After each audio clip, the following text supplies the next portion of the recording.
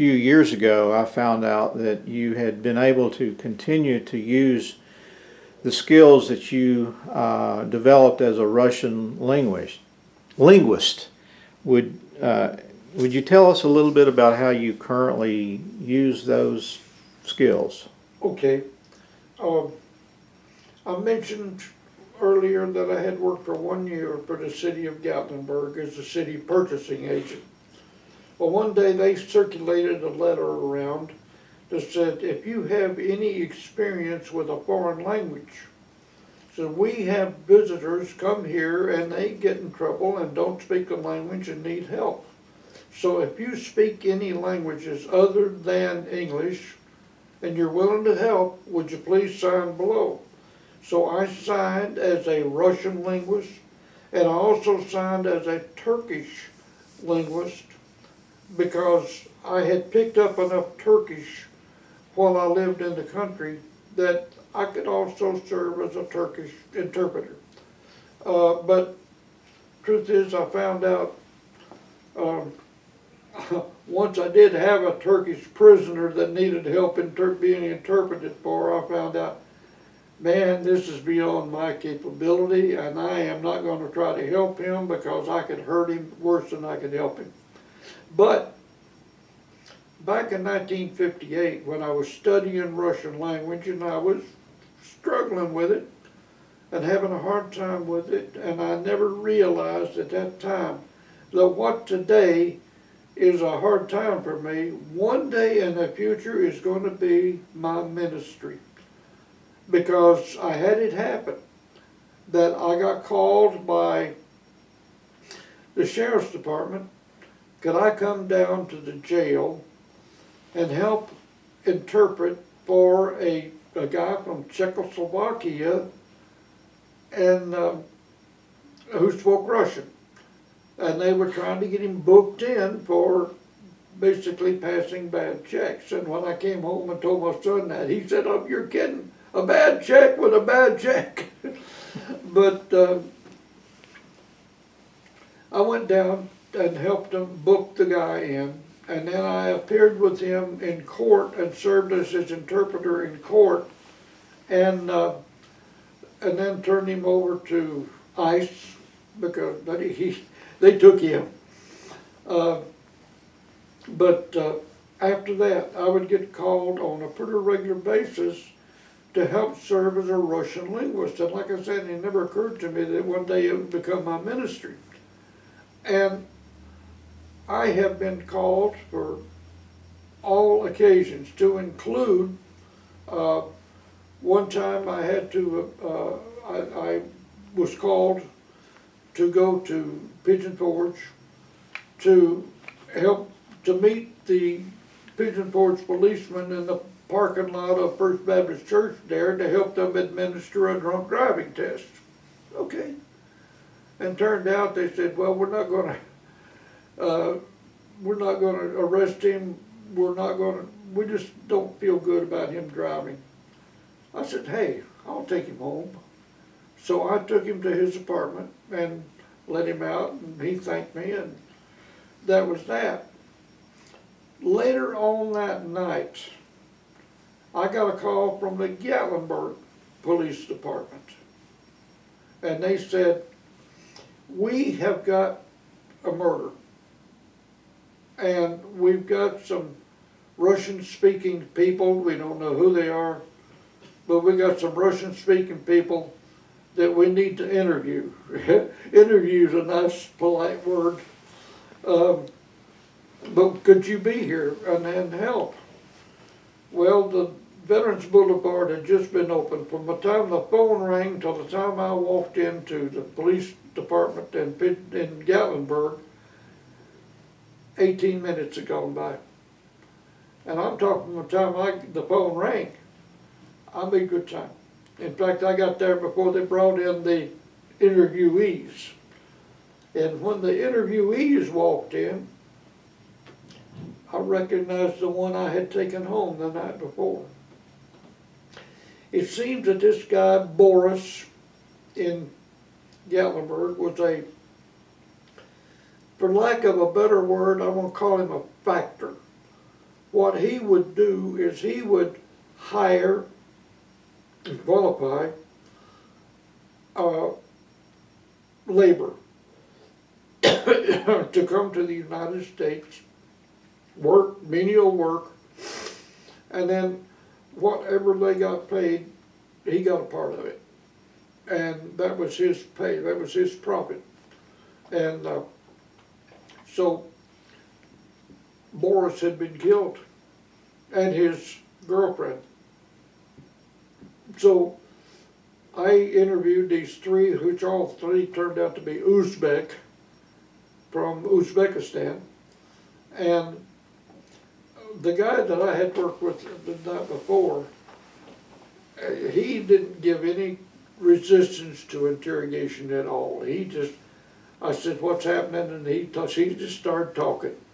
And the smart aleck interpreter for the police department was amazed that I had him talking so fast and so well. That's one case where the Russian factor was murdered by another Russian who cleaned out the money and got away back to the Soviet Union. That's one case. I had another case where this beautiful little Russian girl had been raped by two guys, and I not only went up and helped interview her, but I appeared with her in court when they caught the two guys, and they caught them pretty fast. So I helped appear with her in court and helped her testify against them. And a couple of cases like that, really interesting. And then there was all kinds of routine cases of like shoplifting and drinking and driving and other things like that, where I'd tell them, look, plead guilty, here's what's going to happen to you. And they would plead guilty, and that's what happened to them. Well, I believe one evening when I was here, perhaps I was bringing you tomatoes or something like that. I think you got a call from a young Russian woman then. I recall you picking up the phone, and I didn't know at that point in time that you even spoke Russian. That was, the young lady who called me on that occasion was one that, I can't use the word adopted, because she was a full-grown adult before we ever met her. But we just kind of took her into our family. And we referred to her in Maggie's obituary as our accepted daughter. Oh, isn't that interesting? Had we not had this conversation, I wouldn't know who that is. I read her name in Maggie's obituary, but I hadn't put two and two together yet. Yeah. Well, that's well, interesting. you know, when I heard her voice, I replied automatically in Russian, and we would talk or chat, bouncing back and forth, depending on how well she knew the English word or I knew the Russian word, but we would just bounce back and forth between Russian and English as we talked on the phone. So that's something where, again, you started the relationship, but apparently that developed with Maggie as well. So Maggie helped you out. Yes. Actually, this girl was a result of another guy who needed help, who wound up eventually saying, I want an American wife, but I can't find one. So I wrote to my father back in Tajikistan, and I said, find me a wife. Well, his father found him a wife, this girl. So when she came in here, I was amazed at her, number one, how sharp she is. Number two, how lovable she is. And now, when she had her first child, Maggie was there in the delivery room with her, helping her deliver that child. And then later on, she's had another child. That first child is about 15 years old now, and the second one is about 8 years old. And they're family. That's good.